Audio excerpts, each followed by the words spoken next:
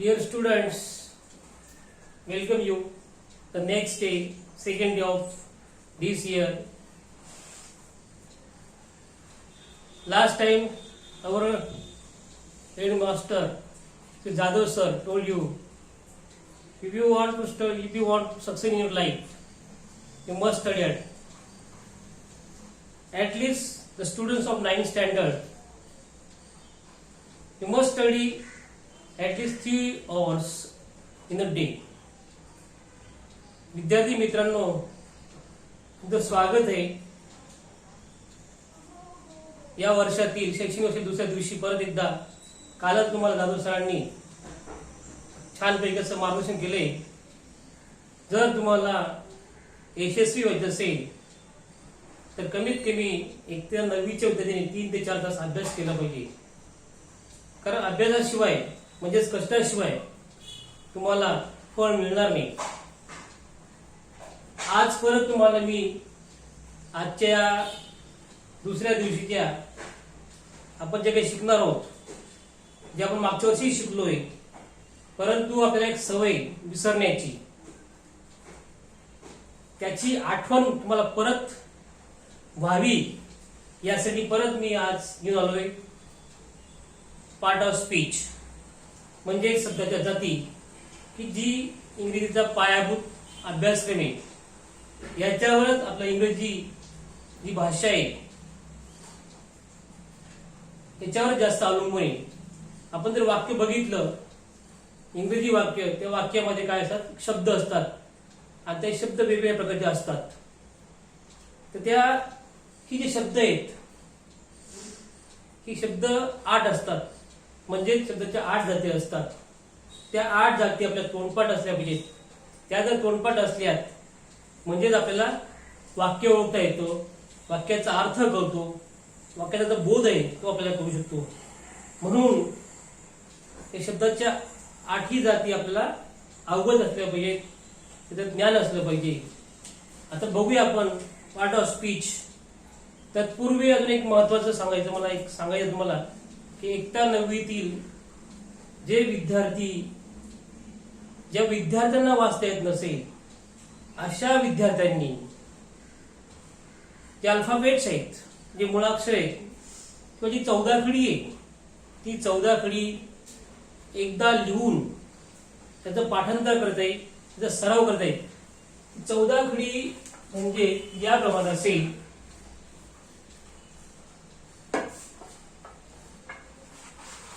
या ठिकाणी 14 खडी जी हे खास कोणासाठी, की ज्या विद्यार्थ्यांना अद्याप इंग्रजी वाचता येत नसेल अशा विद्यार्थ्यांनी ही 14 खडी, जी तुम्हाला मी व्हॉट्सअपला सेंड करणार आहे त्याचा फोटो, त्या 14 खडीचा अभ्यास करायचा आहे, त्याचा सराव करता येईल. एकदा आपल्या वर्ग गृहपाठाच्या वहीत लिहून ती पाठांतर करायची. जसं क के ए, का के, की के आय, की के डब्ल्यू, चा दीर्घ उच्चार आहे, स्वर आहे म्हणून के डब्ल्यू, कू के यू, कू K W, K K E, कई के के ए आय, क्या के कई के ए आय, को के ओ, कौ के ओ, कौ के ए you, come K A N, का के एच. तर या ठिकाणी पूर्वी ही 12 खडी होती, 12 खडीची आता 14 खडी झाली. यामध्ये थोडी इम्प्रूव्हमेंट केलंय, थोडा सुधारणा केली. तर या ठिकाणी हा कॅ जो आहे त्याचं स्पेलिंग काय आहे, के. या ठिकाणी को आणि काचं सुद्धा स्पेलिंग काय आहे, के ए. तर किटकॅटचं स्पेलिंग बघितलं, KitKat, K I T K A T, KitKat. तर या ठिकाणी काय आहे, के आहे किटकॅटचा. तसंच केओ असा इंग्रजीत काही शब्द असतात की त्या ठिकाणी कॉचं स्पेलिंग हे असं केओ लिहावं लागतं. जरी को आहे, कोको कोलाचं, सॉरी कोब्रा किंवा काय जे असेल ते त्याची केओ आहे. परंतु काही शब्द असे असतात की त्याचं क असं असेल तर ते केओ लिहावं लागतं. तर अशा प्रकारे 1 ते 9तील ज्या विद्यार्थ्यांना वाचता येत नसेल अशा विद्यार्थ्यांनी ही 14 खडी लिहून आपल्या वहीत लिहून त्याचा सराव आहे, त्यासाठी तुम्हाला मी फोटो सेंड करणार आहे. ती 14 आकडी तुम्ही आपल्या वहीत लिहायची आणि तिथं पाठांतर करायचं आहे. आता आपण आपल्या मूळ विषयाकडे बोलूया. पार्ट ऑफ स्पीच, शब्दांच्या जाती. तर शब्दांच्या जाती किती आहेत? 8 आहेत. त्यापैकी आपण पहिली पार्ट ऑफ स्पीच आहे, पहिली जात आहे म्हणजे नाउन. तर नाउन म्हणजे काय? नेम ऑफ प्लेस, एखाद्या स्थळाचं नाव, और नेम ऑफ द पर्सन, व्यक्तीचं नाव, और नेम ऑफ द थिंग, एखाद्या वस्तूचं नाव. सपोज या ठिकाणी काऊ म्हणजे काय? गाय. हे काय कॉमन नाउन आहे. समजा India, name of the India, name of the country. आता हे काय आहे? विशेष नाम झाले. कॉमन नाउन म्हणजेच या नामाचे परत प्रकार पडतात. तर कॉमन नाउन झालं म्हणजे त्याला आपण मराठीत म्हणूया सामान्य नाम. सामान्य नाम म्हणजे समजा बॉय, रिव्हर, कंट्री, विलेज, गाव, शहर, city. This is a common noun. दुसरा प्रकार नामाचा जो आहे तो प्रॉपर नाउन, विशेष नाव. एखाद्या व्यक्तीचं विशेष नाव, जसं गंगाराम असतं. एखाद्या व्यक्ती विशिष्ट नाव, एखाद्या देशाचं विशिष्ट नाव, अमेरिका. नदीचं नाव गंगा, प्रॉपर नाउन. त्यानंतर कलेक्टिव्ह नाउन, त्याला आपण मराठीत समूहवाचक म्हणतो. उदाहरणार्थ ग्रुप, गट, क्लास किंवा टीम, संघ. दिस इज अ कलेक्टिव्ह नाउन, त्याला आपण मराठीत समूहवाचक नाम म्हणतो. त्यानंतर ऑब्स्ट्रॅक्ट नाउन. ऑब्स्ट्रॅक्ट नाउन म्हणजे काय? भाववाचक नाम. जरी या ठिकाणी लिहिले नसतील तरी मी तुम्हाला तो फोटो सेंड करणार, त्याच्यामध्ये तुम्ही ते वाचा आणि त्याचा सराव करा. ऑब्स्ट्रॅक्ट नाउन म्हणजे भाववाचक. भाव म्हणजे चेहऱ्याचे भाव असतात बघा. उदाहरणार्थ एखादा रागीट असेल त्याला आपण अँग्री मॅन म्हणतो. एखादा खूप खुश असेल तर हॅपी, आनंदी माणूस. किंवा एखादा नर्वस असेल, डिसअपॉइंटेड, अनहॅपी, तर असे चेहऱ्यावरचे हाव असतात, त्याला काय म्हणतात? ऑब्स्ट्रॅक्ट नाउन. अजून एक प्रकार आहे नामाचा तो म्हणजे मटेरियल नाउन, म्हणजे पदार्थवाचक नाम. पदार्थ असतो ना, जसं gold, water, coal, kerosene, chalk. This are the material noun, त्याला आपण पदार्थवाचक नाम म्हणतो. समजा इंडिया इज माय कंट्री. आता या वाक्यात इंडिया काय आहे? नाउन आहे. त्यात कुठलं नाउन आहे? ते प्रॉपर नाउन आहे. India is my country. आता कंट्री हे काय झालं? Common noun. आणि इंडिया हे काय झालं? Proper noun. अशा प्रकारे आपल्याला शब्दाची ओळख असली पाहिजे. त्यानंतर दुसरा जो भाग घेऊ आपण, जातीचा दुसरा प्रकार आहे प्रोनाउन. प्रोनाउन म्हणजे काय? सर्वनाम. सर्वनाम म्हणजे काय? नामाऐवजी वापरल्या जाणाऱ्या शब्दाचा आपण सर्वनाम म्हणतो. नेक्स्ट काय? A word we use instead of noun. नामाऐवजी वापरल्या शब्दात आपण काय म्हणूया? प्रोनाउन. उदाहरणार्थ Shyam is my friend. Shyam माझा मित्र आहे, तो माझा शेजारी आहे.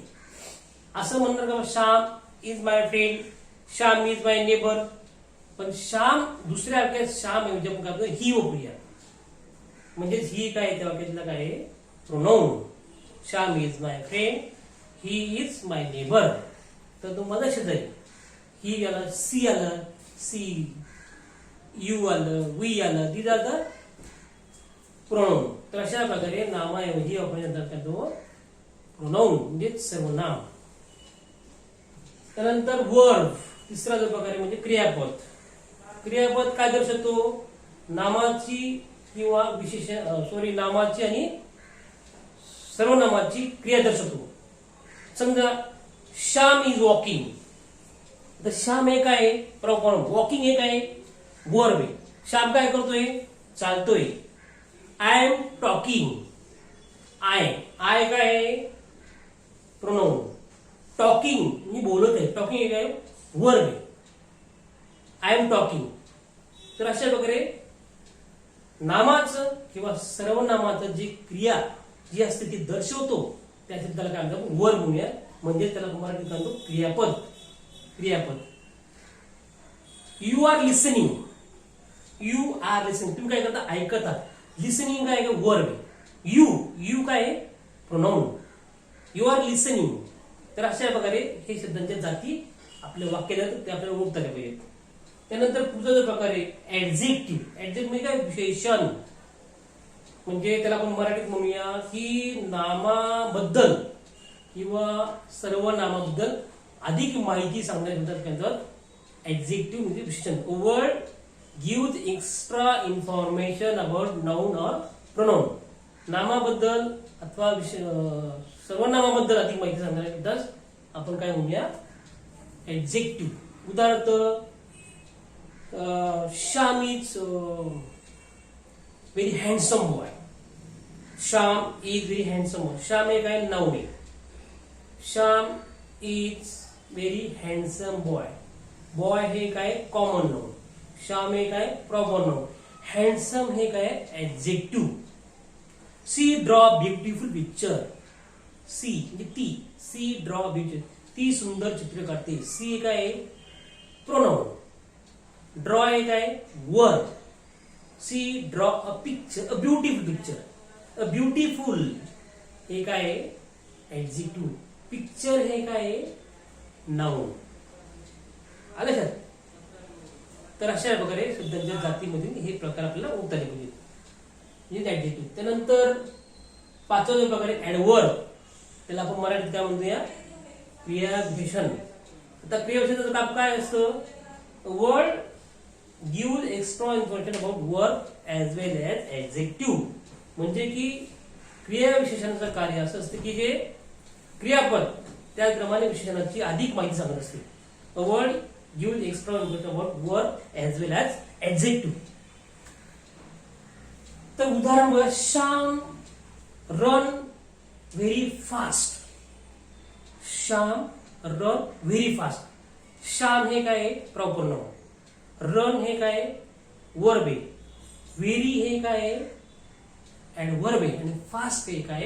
ऍडजेक्टिव्ह. श्याम जोरात धावतो. श्याम आता हे काय झालं? Proper noun. जोरात म्हणजे गतीने ते झालं ऍडवर्ब. धावतो हे काय? वर्ब. श्याम जोरात धावतो. तर अशा प्रकारे विशेषण आणि क्रियापदाबद्दल अधिक माहिती सांगण्याचं क्रिया विशेषण म्हणजेच ऍडवर्ब. लक्षात घ्या. त्यानंतर सहावा जो प्रकार आहे बघा प्रिपोजिशन. शब्दयोगी अवयव. की जो शब्द एक संबंध दर्शवतो. कोणाचा संबंध? दोन शब्दातील संबंध दर्शवतो. A word which shows the relation between two words which follow by the nouns, pronouns. Suppose this is the book on the table. This is the book on the table. टेबलावरती पुस्तक आहे. ऑन. मग on काय आहे? त्या वाक्यातलं preposition. The birds fly over the city. Over. Over काय आहे? Preposition. त्याला आपण मराठीत काय म्हणतोय? प्रिपोजिशन म्हणजेच शब्दयोगी अवयव. वाक्यामध्ये दोन शब्दांचा संबंध दर्शवतो. आता please switch on the button. Please switch on the button. Button बंद करा. ऑन. Switch off. ऑफ हे काय? Preposition. My school is 2 kilometres away from the my house. Away from हे काय? मग त्या ठिकाणी प्रिपोजिशन आहे. There is a mango among the leaves. पानांमध्ये आंबा आहे. There is a mango among the leaves म्हणजे काय? पानांमध्ये, अनेक पानांमध्ये काय? तो आंबा आहे. म्हणजे अमंग काय आहे?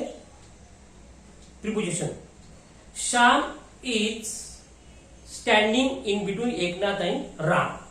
श्याम हा एकनाथ आणि रामच्या मध्ये उभा आहे. बिटवीन. बिटवीन हे काय? प्रिपोजिशन. तर अशा प्रकारे प्रिपोजिशनचा सुद्धा आपल्याला अभ्यास करायचा आहे. त्याची ओळख असते पाहिजे. त्यानंतर सातवा जो प्रकार आहे नंबर 7 कंडक्शन. कंडक्शन म्हणजे काय? उभयान्वी अवयव. की जो शब्द दोन शब्दांना किंवा दोन वाक्यांना जोडतो. कंडक्शन त्याला म्हणतात. उभ्यान्मेव म्हणजे suppose he is my friend neighbour, तो माझा मित्र आणि शेजारी, बरोबर. प्लीज कम विथ मी, माझ्यासोबत या. Please come with me. With हे काय conjunction. He or she will present, ती किंवा तो हजर राहील. म्हणजे ऑर काय आहे कंजक्शन. ही पास, तो पास झाला बिकॉज ही स्टडी हार्ड. तो पास झाला कारण त्याने खूप, म्हणजे बिकॉज काय आहे conjunction. He is so fat that he can not walk fast. तो इतका जाड आहे की तो जोरात चालू शकतो. म्हणजे सो डॅट काय, ही is so fat that he can not walk fast. तर तो इतका जाड आहे की तो जोरात चालू शकत नाही. म्हणजे सो डॅट हे काय preposition. The water of the lake is too dirty to swim. The water of the lake is too dirty to swim. तलावाचं पाणी इतकं घाणेरडं आहे की ते पोहण्या लायक नाही. To to TOO-2. तर हे काय आलं प्रिपोजिशन, सॉरी कंजक्शन. अँड आलं, बट आलं. I come but I can't help you. मी येईन पण मदत करणार नाही. मग बट हे काय आलं कंजक्शन. बिकॉज काय आलं conjunction. Or, as well as, and, but हे सर्व काय आले कंजक्शन जोडतात. त्यानंतर शेवटचा प्रकार आहे इंटरजेक्शन. त्याला आपण मराठीत काय म्हणतो केवळ प्रयोगी अवयव. केवळ म्हणजे कधीतरी, केव्हा तरी. Suppose in your house suddenly your friends, old friends comes. That time what your feelings. समजा तुमचा एखादा जुना मित्र अचानक भेटला, suddenly he visit you. That time what is your feelings, what is your opinion, what is your, तुमच्या भावना काय देतात. That's welcome my friend. Oh my friend. एखादी वाईट बातमी ऐकायला मिळेल, काय म्हणतात तुम्ही, अरे अरे व्हॉट अ बॅड न्यूज.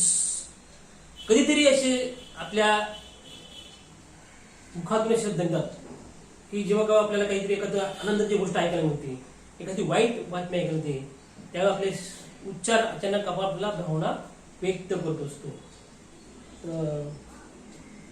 तर अशा प्रकारे ह्या शब्दांच्या 8 जाती आहेत. ते आपल्या तोंडपाठ असल्या पाहिजेत. आणि यासाठी तुम्हाला मी डिटेलमध्ये याचे प्रकार, उदाहरणं, व्याख्या, याचे फोटो मी सेंड करणार.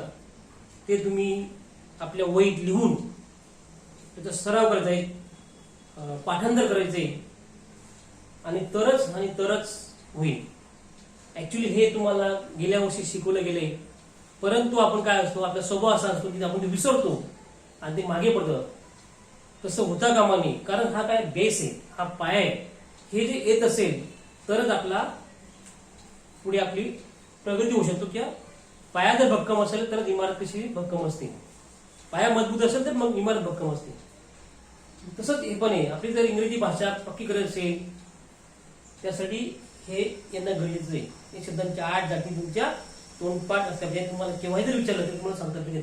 अशा प्रकारे तुम्हाला या शब्दांच्या 8 जाती तुम्हाला याचे फोटो सेंड करणार. ते तुम्ही लिहा, सराव करा आणि चांगल्या प्रकारे अभ्यास करा. Thank you very much.